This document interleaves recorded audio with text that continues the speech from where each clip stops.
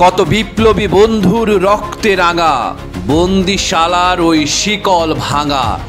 যারা স্বর্গগত তারা এখনো জানে স্বর্গের চেয়ে প্রিয় জন্মভূমি।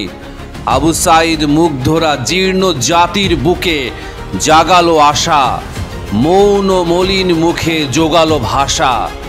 পাকিস্তানকে মাটিতে মিশিয়ে নতুন প্রভাতে বাংলা, রাওয়ালপিন্ডিতে নতুন ইতিহাস লিখেছে টাইগাররা।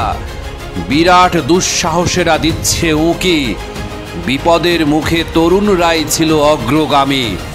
তাদের অনুপ্রেরণাতেই পাকিস্তানে হাসান, নাহিদ, মুশফিক, মিরাজরা লিখেছে নতুন রূপকথা।